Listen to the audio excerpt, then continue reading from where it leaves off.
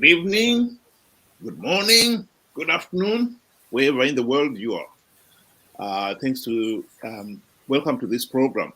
I've got my fellow Zimbabwean there to discuss the issues tonight. Benjamin. Good evening, Benjamin. Good evening. Thank you for having me. Good evening, viewers. Thank you. Tonight we'd like to discuss um, one article that has been taking the rounds in Zimbabwe, in this Zimbabwe social media.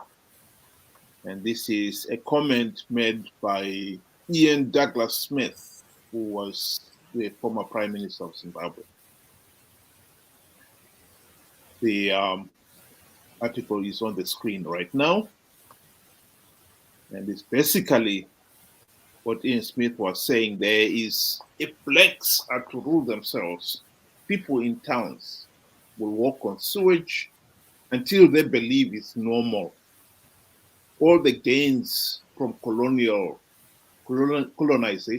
will vanish, infrastructure will collapse, roads will be impassable, trains will kill people until they are abandoned as an unsafe mode of transport.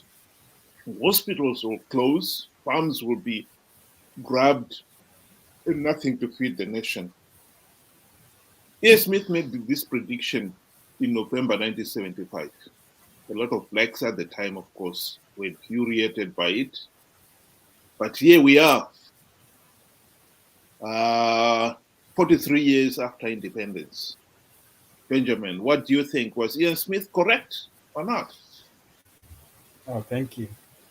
Well, it's reality right now. This is what we are facing, not only in our country, but I would like to say most of our African countries as well are also experiencing this.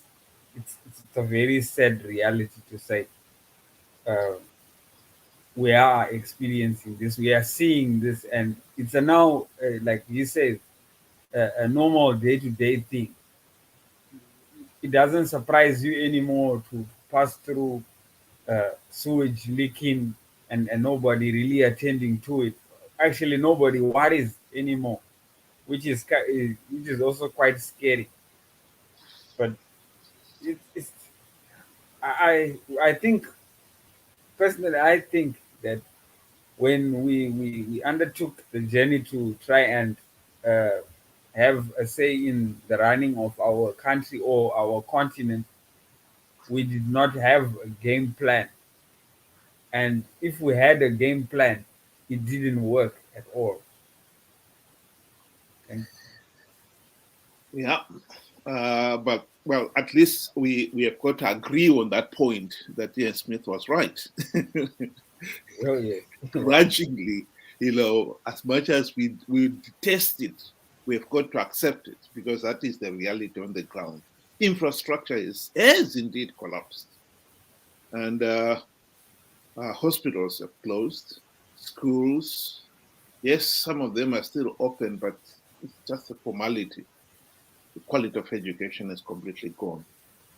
Well, let's attack this issue one by one. Ian Smith, there's no doubt about it. He was a white supremacist. There's no doubt about it. There's no denying it. And therefore, then his statement would have been seen as well. He has got an invested interest in keeping white rule and discouraging black rule. So you would dismiss black rule as it will be a complete disaster. But now we are where we are, 43 years later. And lo and behold, Ian Smith was right. I think the question I'm now asking is what weaknesses did Ian Smith see?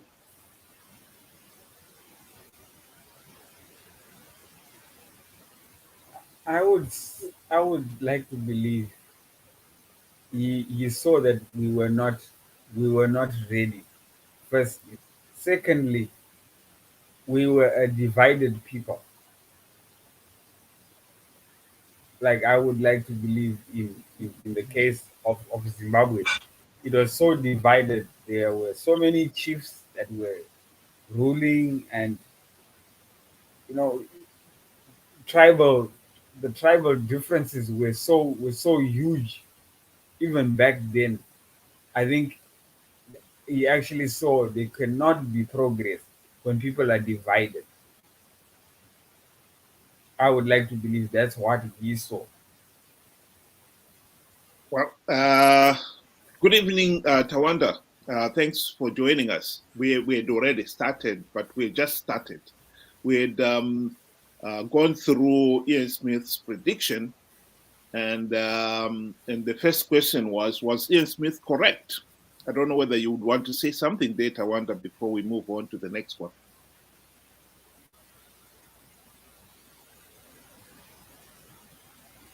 Hello, Tawanda, are you still there? Sorry, I think I've got him on my screen, but obviously he's probably not turned on.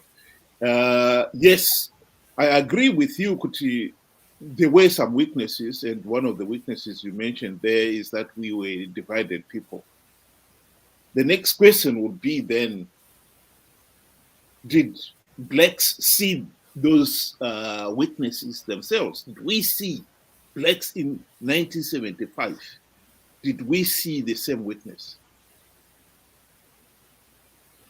I don't think so. Why I would say I really don't think so is because we go back. There was there were boundaries within Zimbabwe that existed within our black society, or amongst us as the people. There were invisible boundaries already that existed, and they thought it could just easily be recovered or just vanished away by just merely just getting the power, and we will sort ourselves as we go. So really this comes back to the question was, uh, what I was saying was there a plan in the first place, like, okay, we are going to take on these white supremacists and try and get us a say in what happens to our country, because it is our country anyway. But then after you've gained that, what was the plan? That was where the question, actually the $1 million question is: did we have a plan to say, once we have gotten this majority rule, then what?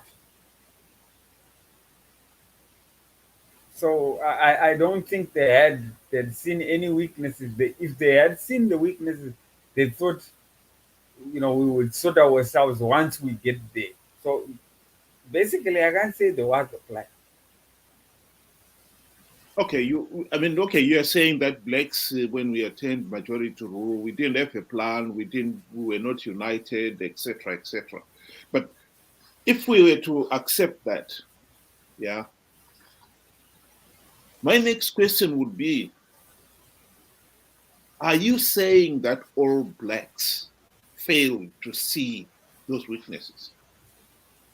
Well, we are here in this mess, so which means we are in it together. So yeah, whether you didn't see it or you became uh, ignorant about it, you're still in the same mess together. So I would say yes, we did not see the weaknesses as a people. We just thought, once we get to the promised land, we are going to see what we are going to do when we get there. And we did not know that there were challenges and obstacles to overcome as the world progresses. I think that's where we actually got left behind. The world moved on, and we kind of just stayed behind with whatever was there, or we thought maybe whatever the infrastructure that was there was sufficient for that time, and whatever the reserves that we had, we could do whatever we pleased to do, and then here we are. So we can't blame somebody else for for the mess that we are in, because we did not see the weaknesses. We did not move as the world moved along. Well, us still focused on 1975. In this particular case, I think it would be fair to say at the time, I don't remember even now. I mean, if somebody had said something, I mean, we've been able to dig up what Ian Smith said in 1975, and we would have been able to dig up whatever somebody else said contrary to that, or in support of Ian Smith's prediction. But the fact that we have not been able to do so means there were no blacks who came out to say, yes, Zimbabweans, as blacks, majority rule will present us with a problem. And so articulated what needed to be done. Once you identify a problem, you can also identify the solution. So at the time, no one said anything for whatever reason. Either they didn't see the problems or they were scared to say anything. That was in 1975. But if we were to fast forward to today, I think the question then is, do we see where we went wrong today? Well, it's the evidence is clear to those that want to see what is the question. It's a matter of opinion. Do you want to see or you don't want to see? Some people can actually tell you there's nothing wrong because we are ruling our own country and we are doing as we please, depending also Well, where you okay, are standing. let me be more specific. Do you see where we went wrong now? Oh yes, it's There are very some people evident. who may agree with you, there are some who may not agree with you, but do you see where we went wrong? Yes, I can see from the statement. I can see. I can tick everything. The facts are there. It's happening. Are we not walking in sewage? Yes, we are. Uh, are the colonial gains vanishing? Oh, yes, they are. Is infrastructure collapsing? Most of the buildings that were there from way back, they haven't even been painted. They are falling apart. The ceilings are all gone. The furniture is missing. Yeah, no, Are the that part we agreed at the beginning. You and me, we agreed that the Ian Smith's prediction was correct. What I'm asking now is more specific. Do you see where we went wrong? Yes, I do see where we actually went wrong. We were not prepared for for the after post war. We didn't we liked the idea. Somebody had an idea, they shared with us the idea that, as a people, as the black community, we can actually, the land belongs to us, the country belongs to us, and we can go and challenge and get our rights back, which was a very good thing. But then nobody mentioned what was the plan after. That was the biggest mistake that we had. That is in my opinion. Do we have a plan now? Or are you saying we still don't have a plan? With the way things stand, we really don't have a plan. Why? We have ideas, but no plan. Everybody, like, I'll give you an example. Everybody, like, from past elections, I think we had numerous candidates that were vying for the same post to be president. Everybody had their idea of what they were going to do when they get to into power. But the truth of the matter is, were those plans or they were just simple, feeble ideas, way to excite people? I believe when this idea was shared to say, we can actually, we are a majority, we should be able to rule. It excited people. That's why you said people, when this statement came out, people were very angry about about the way he says, about the way Ian Smith says, but it was the truth at the end of the day. To fast forward, Yeah, no, Benji. Let's focus on the question before us. Do we know we in 1975 most blacks rejected Ian Smith's prediction. That we've agreed. And we also know that even if there were some blacks there who saw the weaknesses that Ian Smith saw in blacks ruling ourselves, they did not say what those weaknesses are. And then we fast forward to 43 years after independence. I've asked you specifically, where did we go wrong? And you said we didn't have a plan. And I asked you, do we still have no plan? And I think your argument is we still do not have a plan. yes, Am we I don't correct? have a plan. We have ideas.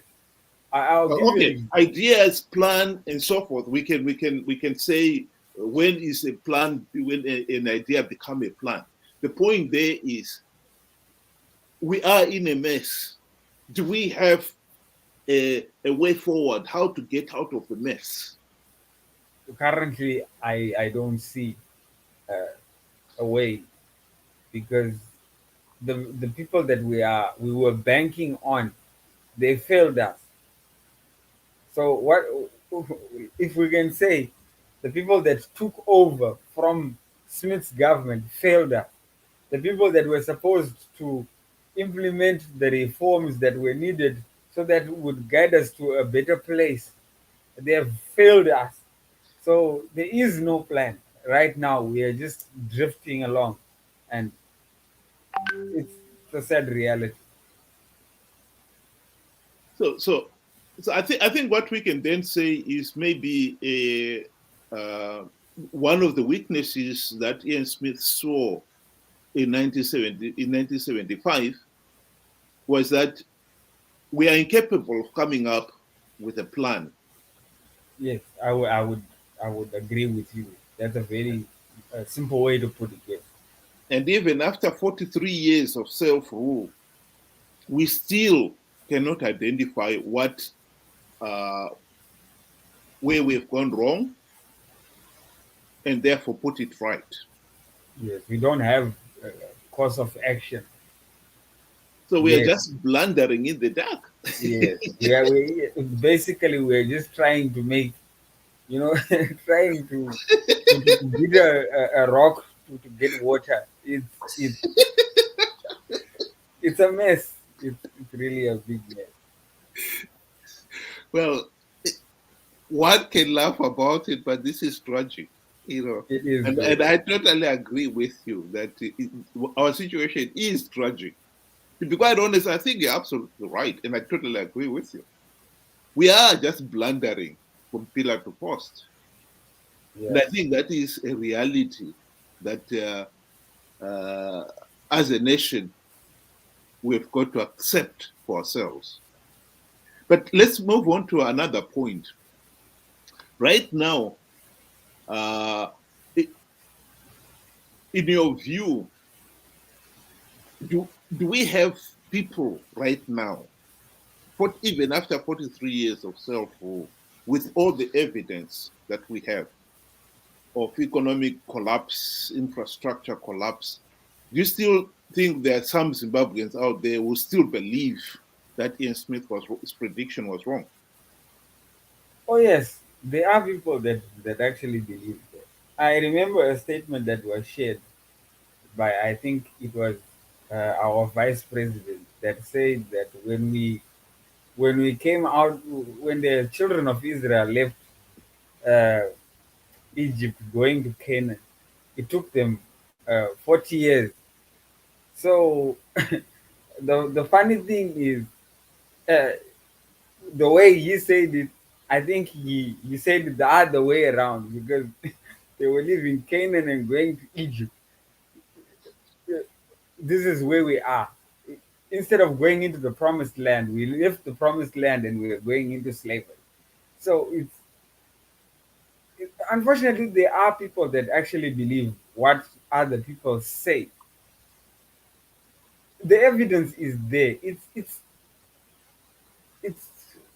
I don't know how to say it, because it's so sad Well, when I think personally, my remark on that one would be uh, how long are they going to continue to bury their heads in the sand and continue with this denial that things are still, we are doing fine, Zimbabwe is prospering and so forth, when in reality the situation on the ground is saying the exact opposite.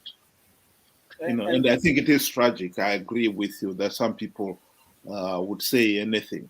But the other point I was going to come to is that there are some people who accept that the economy has collapsed, or infrastructure is disappearing.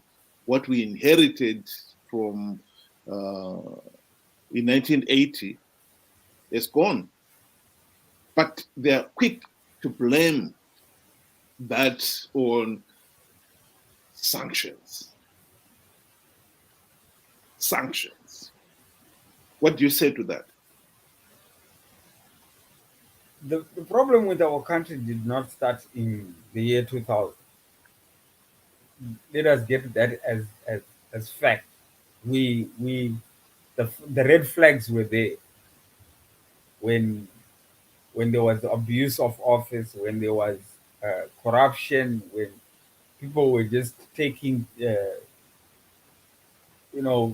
whatever was meant for the nation as personal gain.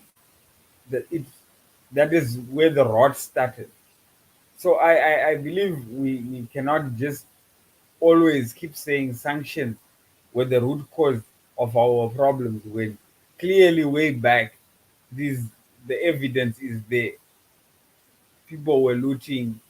If we start giving names, the list will be so long. So I personally don't know why people would like to blame uh, entirely our downfall to sanction.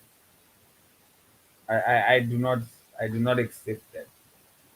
Well, I think that point you answered it actually earlier on when you said that um, there are people who are in denial, and in this particular case, sanctions has just been a convenient peg on which to hang the failures. In fact, in this particular case, there's an article in Zimai right now by Dr. Simbama Mavaza, and he was arguing that Zimbabwe's economy failed because of sanctions. And Ian Smith did very well, uh, even when he was to face the UN sanctions, because the UN sanctions, there were many countries who were willing to violate those sanctions in helping him. The realities, of course, is that if Mavaza was to follow his own argument, is if if Ian Smith was able to survive violating the UN sanctions, what more of these sanctions? Because these sanctions were imposed by the Western countries, not the rest of the world. So Zimbabwe should be able to trade freely with the rest of the world. And Ian Smith, during that time, he wasn't trading freely with the rest, with even those countries that were breaking the sanctions, because when you trade with somebody under those conditions, you have got to pay the price of uh, trading through the back door. Here, in this case, ZANU PF, in fact, when the sanctions were first imposed in the early 2000, in 2001, uh, Robert Mugabe was quick to say that the sanctions will have absolutely no effect because he is going to institute his look east policy. And he did. And he was trading with China. But the trade did not go very far because the Chinese quickly learned that Zimbabwe was a black hole. You know, any money, any investment you pour in, you get nothing out of it. It disappears. You don't get any return on it at all because of corruption and mismanagement. And any loans that ZANU-PF borrows, it doesn't pay back. And therefore then they stop giving Zimbabwe any loans. And that was the reality of it, the end of it. And yet we still want people, apologists like Dr. Mawasa, will still want to argue that Zimbabwe's economic meltdown was caused by sanctions. Again, it comes back to what you were saying earlier on, Benjamin, that we are in denial. And this has been, again, probably one of the weaknesses that we should have seen but failed to see. And unfortunately, we can be in self-denial. It's not going to help us get out of this mess. And that is the tragedy of Zimbabwe.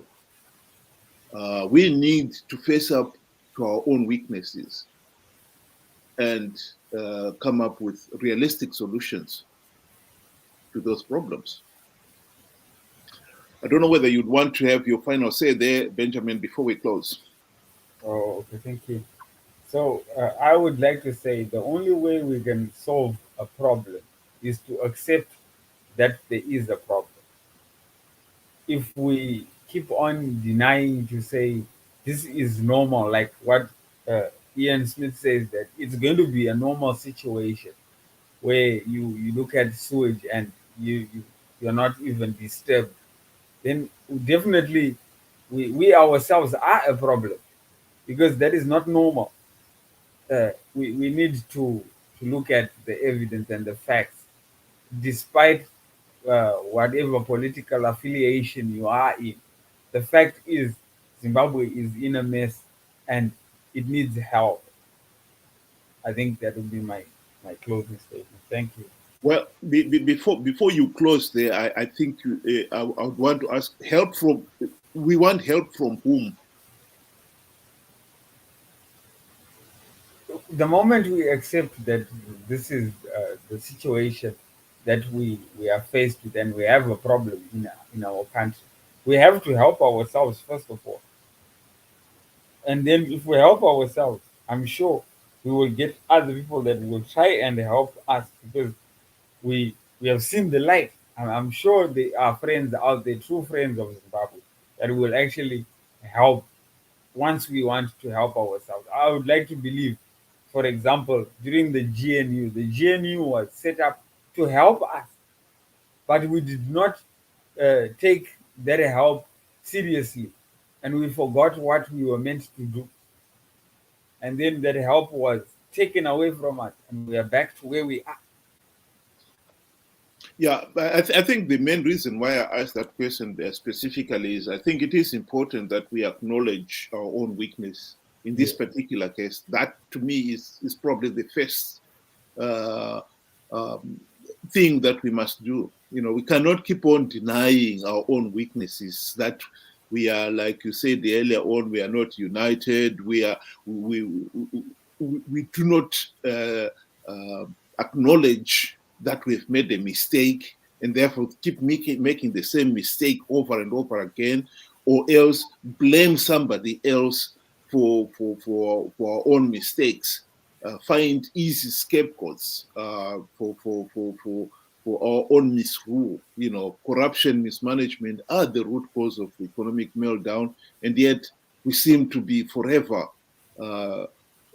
looking for other people to blame for it. And I think that is key to our way of finding our way forward. Anyway, thanks very much, Benjamin. And I would like to tell the listeners there we've got a chances that we will be hoping to start broadcasting this panel discussion every day at 5:30 UK time on this channel. And hopefully we will be consistent on that, so that if there are some people they would want to tune in, they can tune in. So you can say goodbye to the listeners, Benjamin. Thanks very much Okay. again. Thank you for having me. Thank you for listening to our valid viewers. Good night. Thank you. And I'll just end with showing you um, the prediction of the late Ian Douglas Smith, the former Rhodesian leader. Uh, I think it is pointless keep denying that he was a racist, but what he said was correct. And I think he picked our weaknesses better than we want to admit ourselves. And burying our heads in the sand is not going to get us out of this mess. With that, I would like to say thank you to the listeners and good night.